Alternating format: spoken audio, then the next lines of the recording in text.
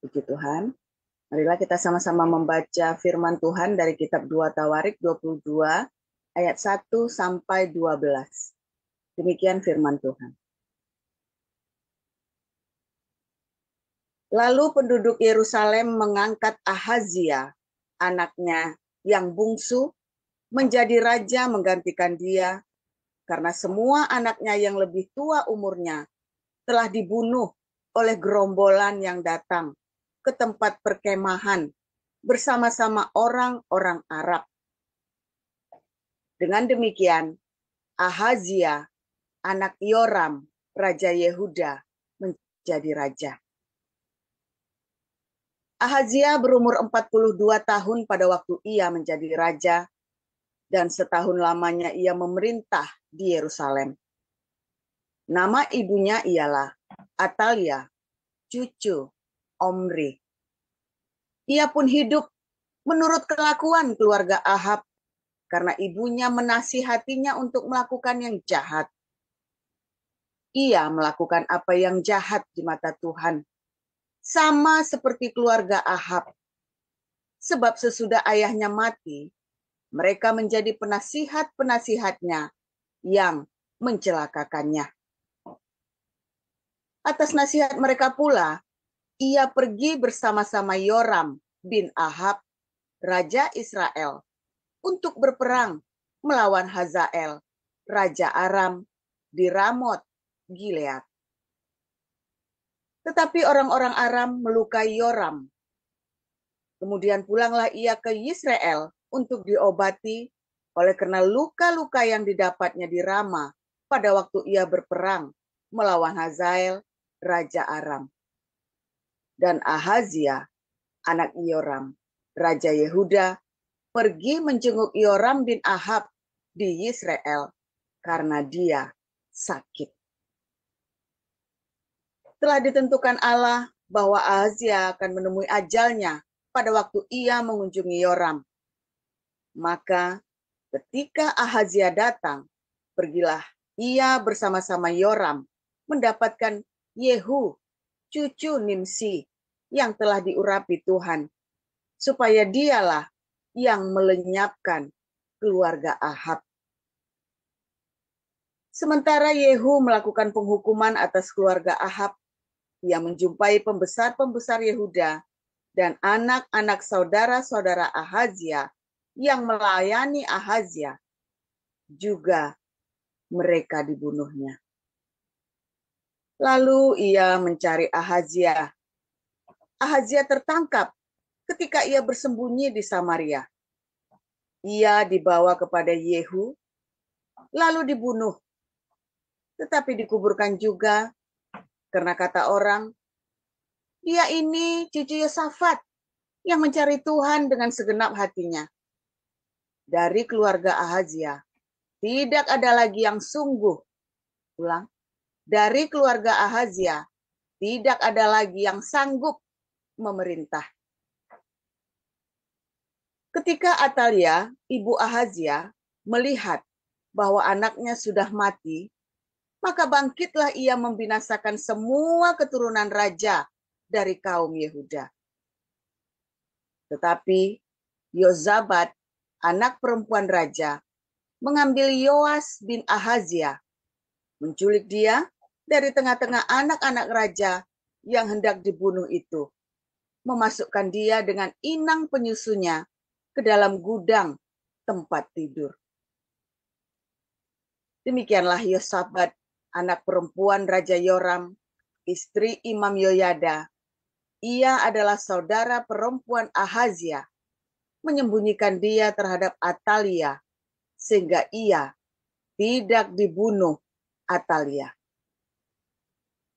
Maka tinggallah Yoas 6 tahun lamanya bersama-sama mereka dengan bersembunyi di rumah Allah.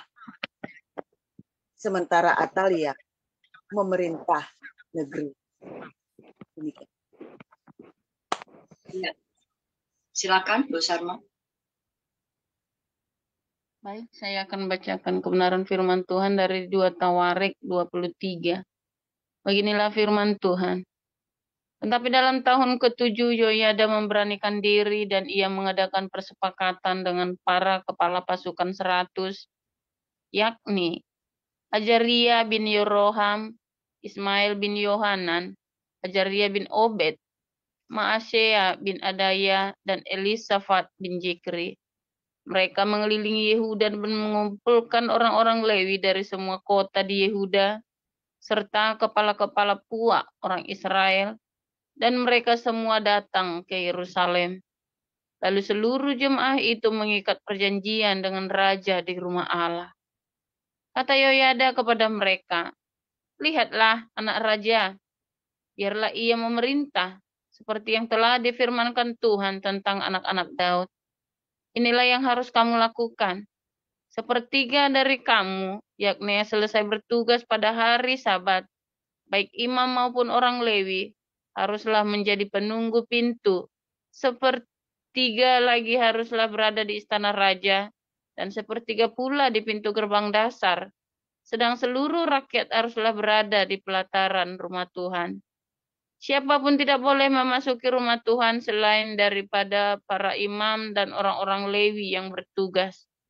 Mereka boleh masuk karena mereka kudus, tetapi seluruh rakyat haruslah mentaati peraturan Tuhan. Dalam pada itu orang-orang Lewi haruslah mengelilingi raja dari segala penjuru, masing-masing dengan senjatanya di tangan, dan siapa yang memasuki rumah itu haruslah dibunuh. Dan baiklah kamu menyertai raja setiap kali ia keluar atau masuk." Orang-orang Lewi dan seluruh Yehuda melakukan tepat seperti yang diperintahkan Imam Yoyada. Masing-masing mengambil orang-orangnya yang selesai bertugas pada hari Sabat bersama-sama dengan orang-orang yang masuk bertugas pada hari itu. Karena Imam Yoyada tidak membebaskan rombongan-rombongan itu, lalu Imam Yoyada memberikan kepada para kepala pasukan 100 itu tombak-tombak, utar-utar, dan perisai-perisai kepunyaan Raja Daud yang ada di rumah Allah. Ia menempatkan seluruh rakyat, masing-masing dengan lembing di tangannya, di lambung kanan sampai ke lambung kiri rumah itu, dengan mengelilingi mesbah dan rumah itu untuk melindungi raja. Sesudah itu Yoyada dan anak-anaknya membawa anak raja itu keluar, mengenakan jejamang kepadanya dan memberikan hukum Allah kepadanya. Mereka menobatkan dia menjadi raja serta mengurapinya. Lalu berserulah rakyat, "Hiduplah raja!" Ketika Atalia mendengar pekik rakyat yang berlari-lari menyambut raja dan memuji-muji dia, pergilah ia mendapatkan rakyat itu ke dalam rumah Tuhan.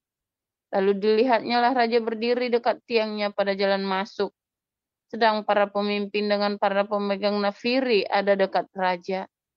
Dan seluruh rakyat negeri bersukaria sambil meniup nafiri, sedang para penyanyi dan alat-alat musik mereka memimpin nyanyi-nyanyi puji-pujian.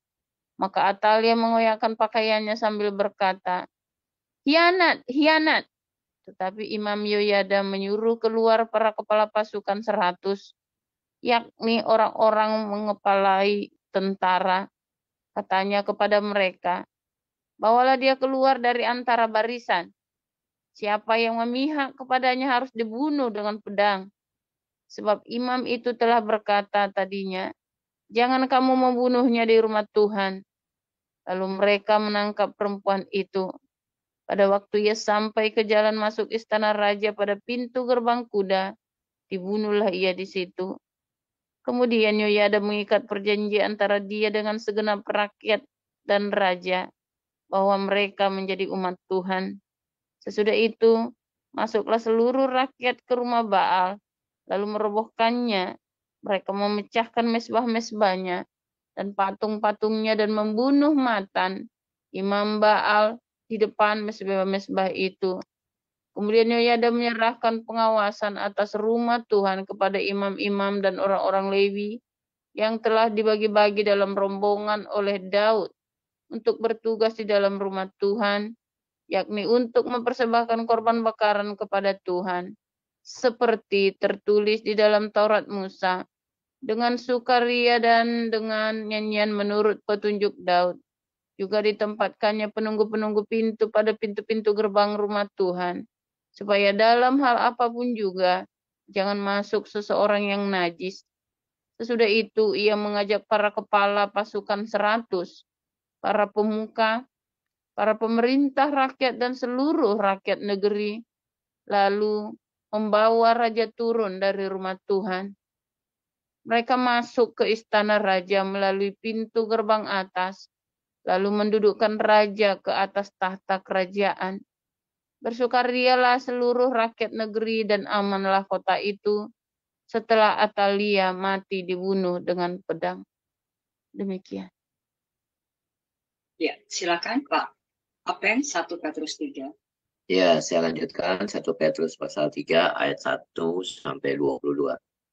Demikian juga kamu, hai istri-istri, tunduklah kepada suamimu, supaya jika ada di antara mereka yang tidak taat kepada firman, mereka juga tanpa perkataan dimenangkan oleh kelakuan istrinya. Jika mereka melihat bagaimana murni dan salehnya hidup istri mereka itu, perhiasanmu pun janganlah secara lahiriah, yaitu dengan mengepang-ngepang rambut, memakai perhiasan emas atau dengan mengenakan pakaian yang indah-indah. Tetapi perhiasanmu ialah manusia batinia yang tersembunyi dengan perhiasan yang tidak binasa, yang berasal dari roh yang lemah lembut dan tentram, yang sangat berharga di mata Allah. Sebab demikianlah caranya perempuan-perempuan kudus dahulu berdandan, yaitu perempuan-perempuan yang menaruh pengharapannya kepada Allah. Mereka tunduk kepada suaminya, sama seperti Sarah yang taat kepada Abraham dan menamai dia tuannya. Dan kamu adalah anak-anaknya, jika kamu berbuat baik dan tidak takut akan ancaman. Demikian juga kamu, hai suami-suami, hiduplah bijaksana dengan istrimu sebagai kaum yang lebih lemah. Hormatilah mereka sebagai teman pewaris dari kasih karunia, yaitu kehidupan, supaya doamu jangan terhalang. Dan akhirnya hendaklah kamu semua seia sekata, seperasaan, mengasihi saudara-saudara, penyayang dan rendah hati. Dan janganlah membalas kejahatan dengan kejahatan, atau caci maki dengan caci maki. Tapi sebaliknya, hendaklah kamu memberkati, karena untuk itulah kamu dipanggil, yaitu untuk memperoleh berkat. Sebab siapa yang mau mencintai hidup dan mau melihat hari-hari baik, ia harus menjaga lidahnya terhadap yang jahat dan bibirnya terhadap ucapan-ucapan yang menipu. Ia harus menjauhi yang jahat dan melakukan yang baik. Ia harus mencari perdamaian dan berusaha mendapatkannya. Sebab mata Tuhan tertuju kepada orang-orang benar, dan telinganya kepada permohonan mereka yang minta tolong.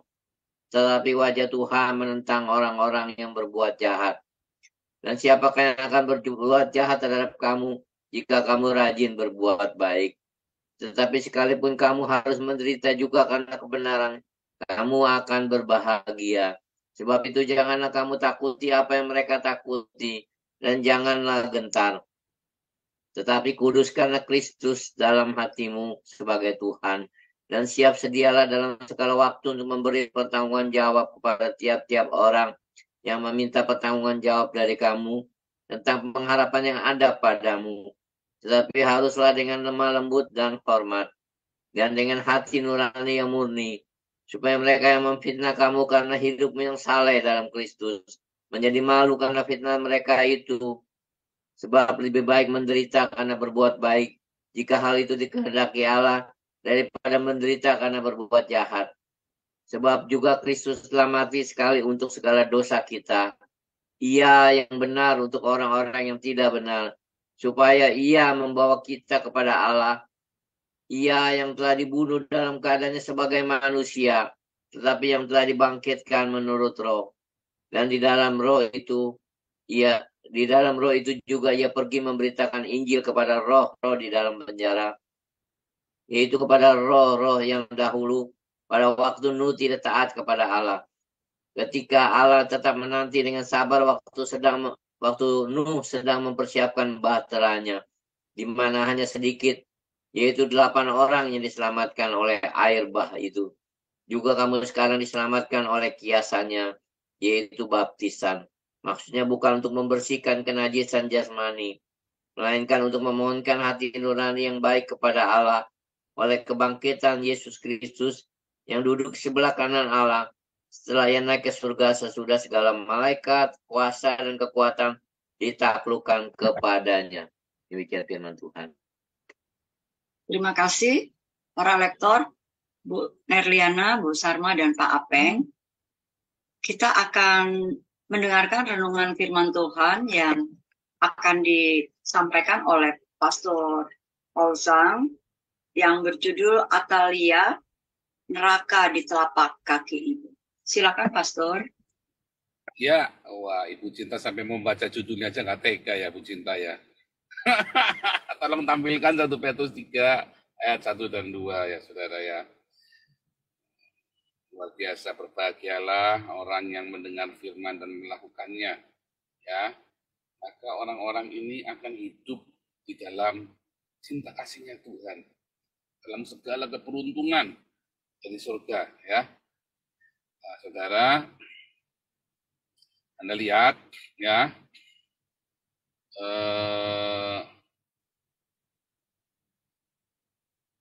ya. Demikianlah juga kamu, hai istri-istri, tunduklah kepada suamimu, supaya jika ada di antara mereka yang tidak taat pada firman, mereka juga tanpa perkataan dimenangkan oleh kelakuan istrinya. Jika mereka melihat bagaimana murni dan salehnya hidup istri mereka itu. Luar biasa saudara ya, tadi kita dengar ceritanya Atalia, ya ada 2 pasal. Bagaimana Atalia ini anaknya Raja Ahab. Ya saudara ya, anaknya Raja Ahab, berarti anaknya Isabel ya, anaknya Isabel. Orang yang jahat sekali ya, saudara ya. Isabel ini kan orang jahat ini saudara ya. Nah, si Atalia juga jahat saudara ya. Jadi waktu Asia ini jadi jahat ya. Si Asia ini jadi jahat. Mengapa jadi jahat ya? Karena ibunya jahat saudara. Karena si Yoram tadinya baik jadi jahat. Ya. Tadinya baik jadi jahat. Ya, karena dia bersekutu dengan Ahab, dengan orang jahat. Dia ke bawah. Ya. Kebiasaan yang buruk, ya. Pergaulan yang buruk merusak kebiasaan yang baik. Anda orang yang cinta Tuhan, yang begitu mengasihi Tuhan, Anda orang begitu penuh dengan cinta, tiba-tiba Anda jadi pemarah. Tiba-tiba Anda jadi brutal, tiba-tiba Anda jadi rusak-rusuh. Kenapa ya? Mungkin karena Anda berteman dengan orang-orang seperti itu. Ya. Makanya jangan runtang-runtung sama orang yang rusak-rusuh, orang yang nggak sabaran. Anda jangan teman tahu dekat. Anda lihat ya, ada orang sedikit tidak nggak sabaran, tapi ada amat sangat nggak sabaran. Anda jangan dekat-dekat. Ambience-nya loh, ya, hawanya mempengaruhi kamu nanti saudara. Percaya saya, nggak kuat saudara. Ya, jadi kalau Anda lagi nginjili Pak ya jangan runtang-runtung, sesekali saja. Ya, jangan ngotot mau menangkan dia itu nggak usah. Kalau Anda memenangkan dia, caranya sekali beritakan Injil dan Anda berdoa buat dia. Bukan runtang-runtung, bukan saudara ya. Salah ya. Pemberitaan Injil sesekali Anda ketemu, Anda bersaksi. Tapi Anda berdoa. Tapi jangan runtang-runtung pagi siang malam. Anda kan kayak dia. Kepada siapa Anda bergaul, ya itulah Anda saudara ya. Nanti Anda jadi begitu. Secara nggak langsung itu nular. Dan celakanya bukan yang baik yang Anda tularkan kepada dia, tapi Anda lebih terima yang buruk, itu loh masalahnya. Ya. Lebih banyak yang buruk yang menularkan daripada yang baik yang ditularkan. Ada anak, ya ada anak baik, ya ada anak baik-baik ya. Lalu tetangganya bilang tuh kamu gaul sama dia, supaya kamu jangan nakal lagi. Kamu gaulnya sama dia, gitu kan? Nah maka si anak yang nakal ini gaul sama anak yang buruk itu, saudara ya. Ya, kemudian beberapa bulan kemudian. Maka si anak yang baik-baik ini jadi nakal, bukannya si anak yang nakal ini jadi baik. Enggak, saudara. Yang anak yang baik-baik tadinya baik-baik jadi nakal. Itu sudah dari sononya begitu, saudara ya. Jadi hati-hati awasi anak-anakmu kalau lagi punya teman baru anak nakal, saudara ya. Selalu diingetin. Ya, selalu diingetin. Nah, kalian ini jahat sekali ya. Begitu anaknya si Asia ini mati, ya. Maka semua anak-anaknya Asia, berarti kan cucunya dia. Ya, berarti kan cucunya dia sendiri. Dibunuh semua, saudara. Ya, yang laki-laki semua dibunuh semua. Dan dia jadi raja. Nah, terus ya, dia jadi ratu. Dia kemudian berbuat yang jahat mempersembahkan kepada Baal sama seperti Isabel. Saudara lihat ya dari Isabelnya karena Atalianya. Karena orang baik-baik besanan sama Isabel, saudara, ya, jadi nggak baik. Ahab ya yang tadinya harusnya baik karena kawan sama Isabel jadi nggak baik. Dia punya besannya tadinya baik-baik jadi nggak baik gara-gara satu Isabel, saudara. Roh Isabel, ya itu tadi ya youtubers yang suka menyesatkan orang itu roh Isabel. Anda jangan gaul sama mereka tuh, serius saudara ya. Anda ketularan nanti, ya dikit-dikit sesat. Kamu sesat, sakit saudara ya. Roh suka menghakimi itu ya. Mereka nuduh saya suka menghakimi padahal mereka yang sudah menghakimi, saudara ya. Orang-orang ini nuduh saya suka menghakimi padahal mereka yang menghakimi saya bolak-balik ya, saudara ya. Nah, itu hati-hati Anda jangan. Kalau saya mah serius ya, saya ada beberapa teman yang saya udah nggak mau hubungan lagi. Tinggal saudara. Munafik saya bilang, dia yang mau sama Ana ya. Orang ini munafik, saya nggak mau deket-deket. Serius saudara, saya nggak mau deket-deket. Oh, nanti saya ketularan nanti, nggak mau saudara ya. Karena kan nggak enak kan, serba salah. Kalau namanya berteman kan kita harus kompromi.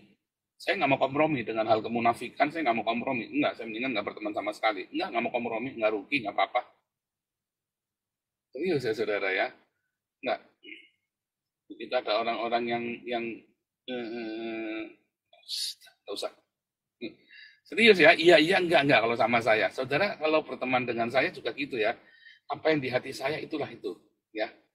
Jadi Anda jangan khawatir, ya. Kemarin waktu ini kan kita perlu intrik. Di rumah juga ada politik. Di rumah saya nggak ada, saudara. Di rumah saya nggak ada intrik. Oke, mau pergi ke sana enggak? Iya, enggak pergi enggak. Sebetulnya ada gini, ya kita nungguin. Gitu, saudara ya. Tapi kamu kudu ngomong. Kita sudah ngalah terus, gantian kamu yang ngalah ya sekarang. Ya iya deh, ya dia mikir-mikir iya juga ya, fair juga gitu kan. Nah, kita juga ngalah, sama-sama. Jadi sama-sama, hidup itu sama-sama, bukan berintrik, saudara ya. Bukan berpolitik, enggak usah. Dalam politik dalam arti ya ini merah tapi kelihatannya biru tapi ini ya itu namanya ambigu ya, itu namanya politik, itu yang saya maksud dengan politik intrik ya itu saudara ya. Iya enggak jelas. Nah kita jangan berpolitik, jangan berintrik, jangan terus nanti ya saling sikut-sikutan, enggak usah. Iya enggak. Enak saudara, hidup begitu enak. Makanya teman-teman saya orang yang dekat sama saya yang orang yang saklek-saklek begitu ya jangan heran. Ya kan pasti ketemunya orang begitu. Saya juga nggak heran begitu ada orang saklek begitu ya. Mungkin beberapa Anda kaget ya sama orang-orang yang dekat dengan saya. Ya biarin aja lagi mana itulah saya. Kan saya bilang ya itulah saya lagi mana. Makanya mereka kumpul sama saya karena saya orangnya begitu ya teman-temannya orang begitu juga. Lagi mana lagi saudara. Cuman saya perlu sedikit setel kendo ya. Cuman itu yang terjadi ya. Itu yang terjadi. Ya, bahwa akhirnya si Atalia ini kemudian menjadi sangat mendominasi. Ya.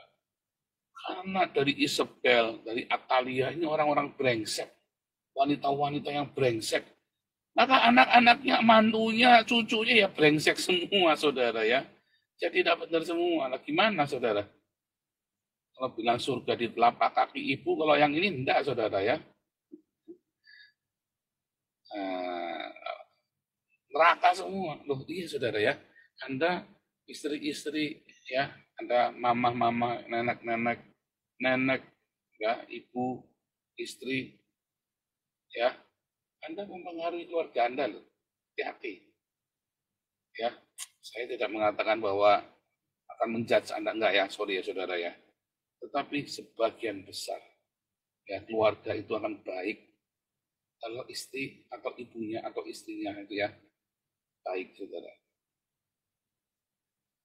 Ya, makanya Anda lihat ya, istri-istri ya, jaga hidupmu dalam kebenaran. Mungkin suamimu jahatnya minta ampun. Kalau kamu benar, percaya saya anakmu nggak akan rusak. Suamimu boleh gebleknya minta ampun, ya sadisnya aku geblek, apalagi biadab semuanya. Kalau kamu hidupnya benar, anakmu benar. Serius, saudara ya. Serius. Makanya istri-istri, ayo cari Tuhan. Anda kalau punya anak, ibu-ibu kalau punya anak perempuan diomongin. Kita nggak bisa sempurna hidup, nggak sepanjang masa mulus. Kamu responnya harus baik. Kalau kamu baik, anak-anakmu nanti baik. Ya, suamimu edan, kamu jangan ikut edan, jangan bales-balesan. Kamu edan ya, rusak rumahmu. Rumahmu rusak, rumah tanggamu, anak-anakmu rusak. Suamimu ngedan, kamu bertahan, tetap hidup dengan kebenaran, tetap kebaikan. Anakmu baik. Jangan takut. Ya, kalau orang-orang Ambon itu sampai nyanyi ya, apa di doa ibuku itu lagu-lagu itu kalau saya dulu waktu kuliah itu orang-orang Ambon ini anak-anak asrama ini ya, terus kan tinggal di asrama dulu ya. Sampai nangis-nangis ya mereka ya.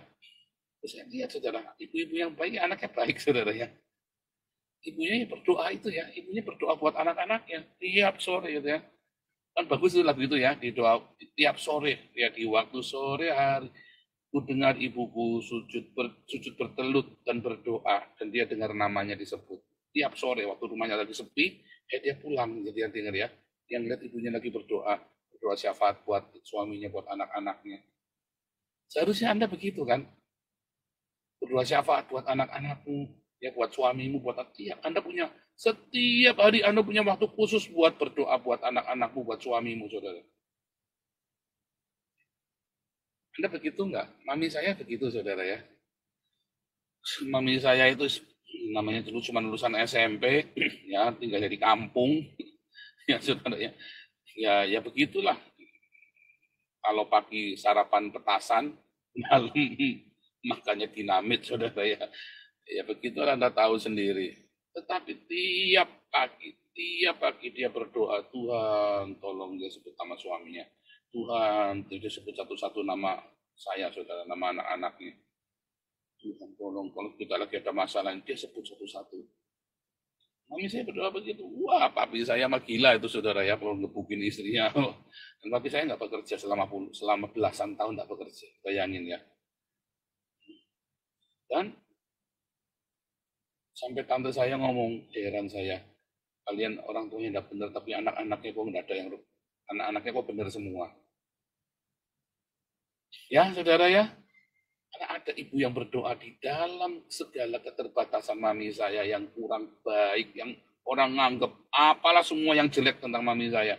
Tapi dia tiap pagi, dia bangun, dia berdoa buat suaminya, buat anak-anaknya, saudara. Setia terus tiap pagi, saudara. Juga begitu ya. Percaya saya, air matamu itu dikumpulin sama Tuhan dalam sebuah kirtat. Kamu kan tua ya. Misalnya kamu berdoa enggak buat anak-anakmu? Wah, amit-amit Pak malah nyuruh saya doa puasa buat anaknya dia. Kurang asem ini orang. Kamu yang puasa buat anak kamu. Kapan saya nidurin kamu sampai keluar anak kamu ya kan? Kamu itu kan anak kamu ya, kamu bikin enak sama suami kamu, saya yang disuruh puasa buat anak kamu. Kamu yang puasa.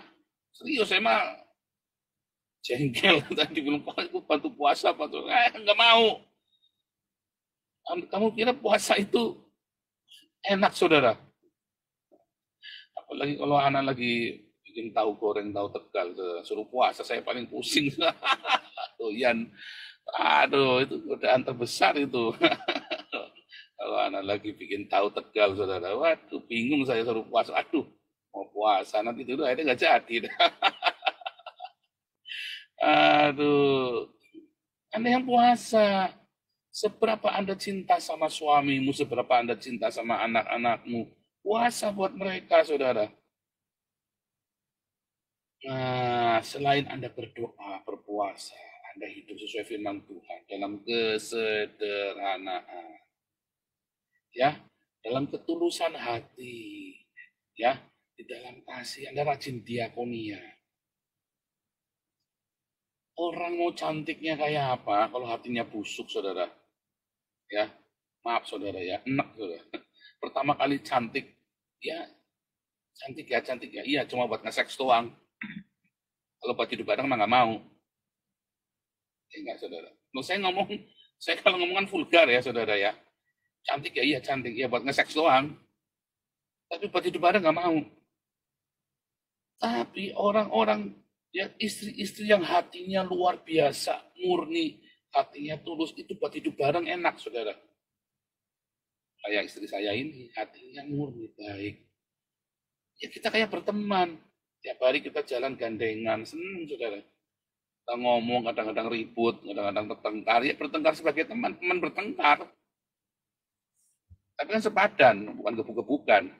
Namanya teman debat begitu. Ngomong, gitu, ya kan? Enak kan ngomong begitu kan? Teman, karena hatinya baik. Hatinya murni. Kita ngomong-ngomong enak.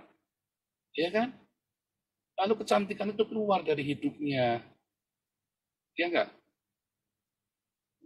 Cantik, menor, apa, badai melampaui, wajah mulia, segala macam itu ya. Tapi hatinya jahat banget, sirikan, dengkinan, misuan. Itu ya, ada satu artis saya pernah cerita ya, ada artis saya kenal baik. Ini sekarang sudah cerai, sudah kawin sama orang konglomerat ya, artis ini. Cantik, ya tapi kalau di kaki dor, wah sumpah serapah keluar semua. Ya suaminya ya enak saudara. Tapi dari mana dia sumpah serapahnya? Dari suaminya. Suaminya gaul juga kayak gitu ya. Mulai diselingkuhi sama suaminya, ya dia minta cerai. Satu proses cerainya saya di situ ya. Saya sampai kasihan lihat anak-anaknya ya, waktu dia si Dul gitu ya, LL itu kayak nggak 3 anaknya masih kecil-kecil, masih piyik-piyik dulu, kasihan. Kasihan dulu saudara ya, jadi kasihan. Tapi itu yang terjadi, mau cantiknya kayak apa ya pasti.